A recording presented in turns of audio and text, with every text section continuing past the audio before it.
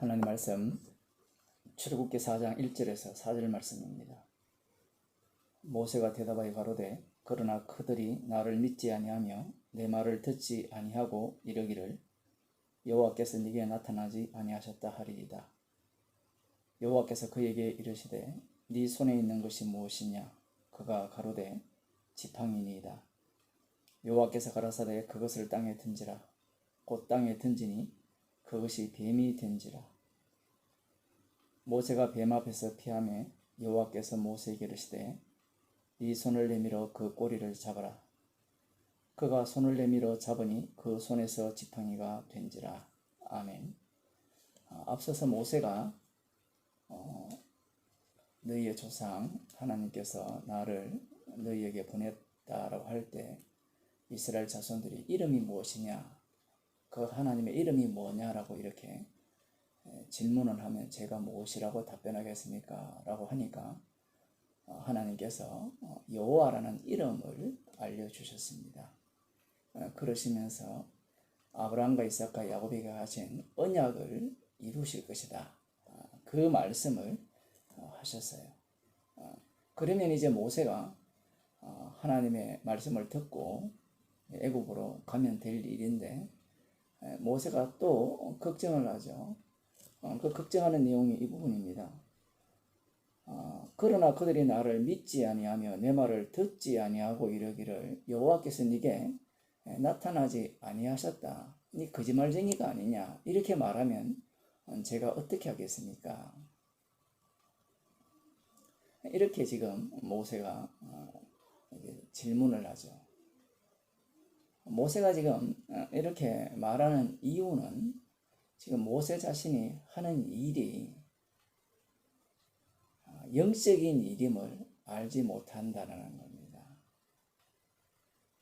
구약이기 때문에 우리가 볼 때는 실질적으로 이 세상의 방식으로 육적인 방식으로 일이 진행되는 것 같지만 창세기 3장 15절에 대한 약속이 먼저이기 때문에 그 약속은 영적인 일이죠.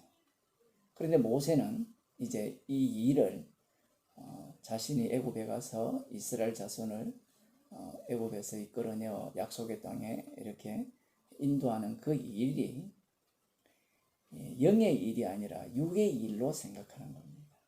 우리가 보면 좀 답답한 게 그거죠. 이스라엘 자손들이 모세의 말을 듣고 안 듣고를 누가 그렇게 하시는 겁니까? 여호와 하나님께서 그렇게 하시는 거잖아요. 모세 입장에서는 어쩌면 가기 싫다라는 그런 표현일 수도 있는데 여기에 대해 여호와 하나님께서 세 가지 이 표적을 보여주십니다. 그 첫 번째 표적의 내용이 이제 그 모세의 지팡이에 대한 이야기인데 그 지팡이를 땅에 던지라 라고 할 때 모세가 땅에 던지니까 뱀이 되었어요. 모세가 깜짝 놀라서 그 뱀을 피했죠. 그리고 난 뒤에 네 손을 내밀어 그 꼬리를 잡아라. 그래서 그 손을 내밀어 잡으니 그 손에서 지팡이가 되었어요. 모세의 손에 있는 지팡이가 던지니까 뱀이 되었고 그 뱀의 꼬리를 잡으니까 모세의 손에서 그 뱀이 다시 지팡이가 된 겁니다. 지금 여호와 하나님께서는 전쟁을 벌이시는 거죠. 어떤 전쟁입니까? 뱀과의 전쟁입니다. 창세기 3장 15절에 약속된 여자의 후손과 뱀과의 전쟁, 그 전쟁터로 지금 모세를 지금 보내고자 하시는 겁니다. 그러니까 모세가 지금 하는 일은 이 전쟁을 하러 가는 거예요.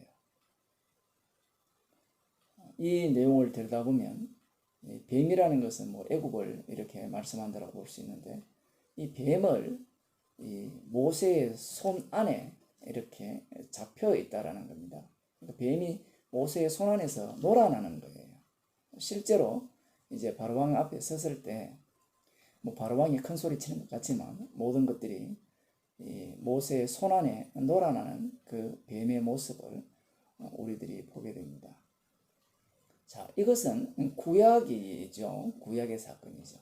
구약에서는 이런 모습을 보면 상당히 신이 납니다. 왜냐하면 가시적인 모습이 보이기 때문에. 누가복음 10장을 한번 보도록 하겠습니다. 누가복음 10장을 17절에 보게 되면 이런 말씀이 나와요. 70인이 기뻐 돌아와 가로되 주여 주의 이름으로 귀신들도 우리에게 항복하더이다. 예수께서 이르시되 사단이 하늘로서 번개같이 떨어지는 것을 내가 보았노라. 내가 너희에게 뱀과 정갈을 밟으며 원수의 모든 능력을 제어할 권세를 주었으니 너희를 해할 자가 결단코 없으리라. 그러나 귀신들이 너희에게 항복하는 것으로 기뻐하지 말고 너희의 이름이 하늘에 기록된 것으로 기뻐하라 하시니라.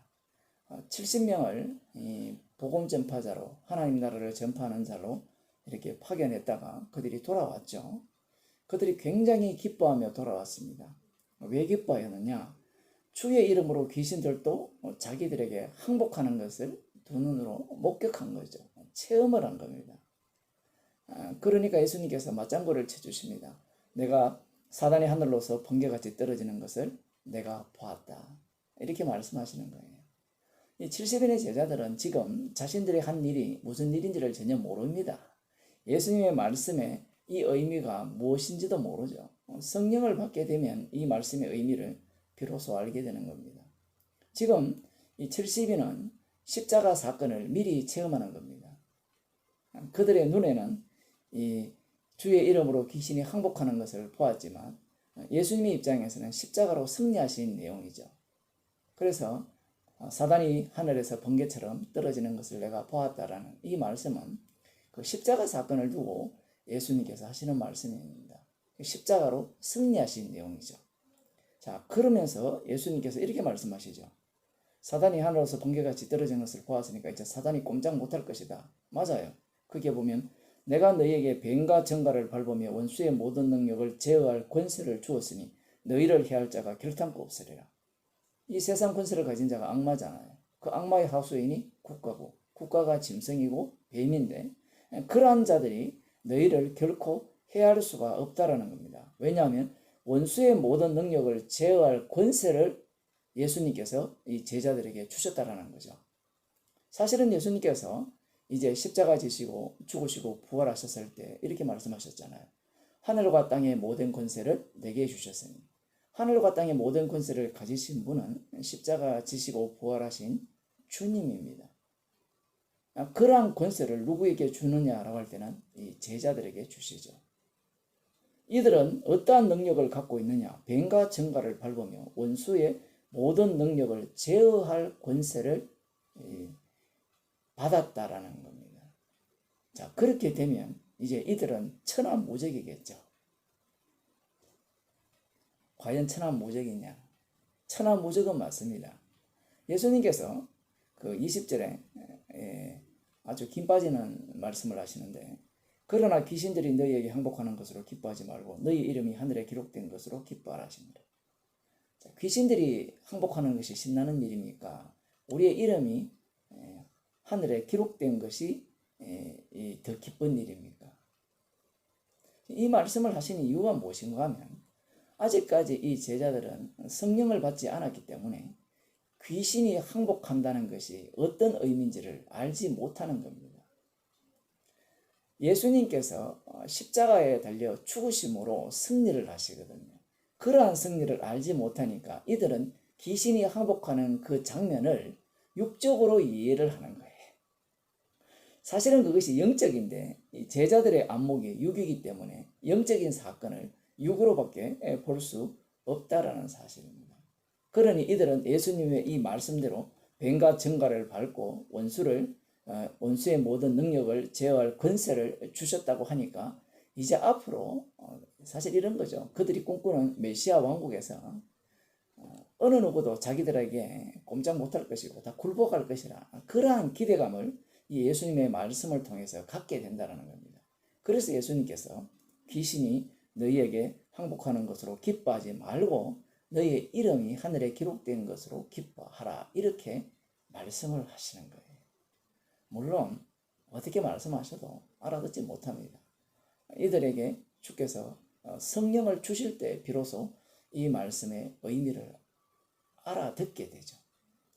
자, 그래서 마태복음 5장으로 가보면 예수님께서 이런 말씀을 하셨어요.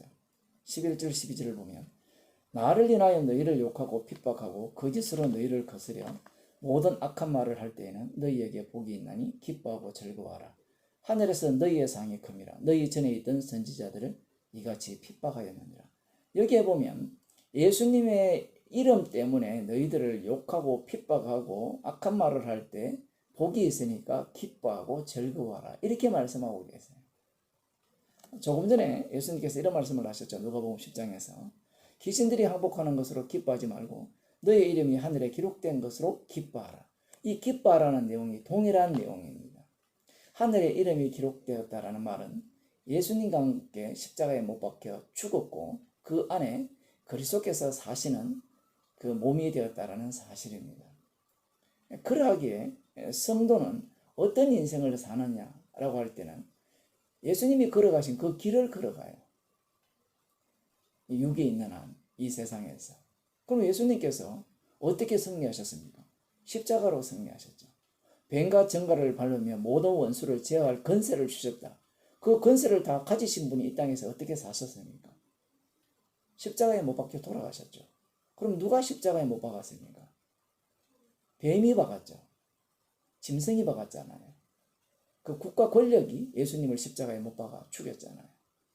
그 모습이야말로 이 모든 원수를 제어할 권세를 가지신 모습이라는 사실입니다. 성도에게도 그 모세에게 주어진 그러한 능력을 동일하게 받았죠. 모세의 손안에 있는 그 뱀이죠. 그 뱀을 모세가 손안에서 갖고 놀듯이 성도도 악마를 갖고 노는 겁니다. 복음 전하는 것이 그러한 일이죠. 악마를 갖고 노죠. 복음을 전하면 악마가 무슨 짓을 합니까? 미워하고 핍박을 가할 거 아니에요. 싫어하고. 그러한 일들을 누가 시비를 겁니까? 성도가 시비를 거는 거예요. 악마를 발굴해내죠. 복음을 전함으로 말이야. 그렇게 되면 어떤 상황이 발생됩니까? 예수님의 이름 때문에 미움을 당하고 핍박을 당하고 그들로부터 업신여김 받는 그러한 어떤 그 대우를 당하게 된다는 사실입니다. 이 모습이 바로 이 악마를 손안에 갖고 노는 성도의 권세입니다. 그 성도에게서 나오는 것이 무엇이겠어요? 십자가뿐입니다. 기도하시겠습니다. 하나님 아버지, 주께서 저희들에게 이 악마를 갖고 놀 권세를 주셨기에 이 땅에서 마음껏 주의 복음을 전가하게 하시고 또 악마들로부터 미움받게 하시고 그 미움받는 것이 저희들에게 기쁨이 되게 하시고 십자가의 사랑을 더 깊이 알아가게 하시는 주님의 놀라운 은혜 속으로 저희들을 인도하심을 늘 감사하는 주의 백성이 되게 하옵소서. 예수님 이름으로 기도드립니다.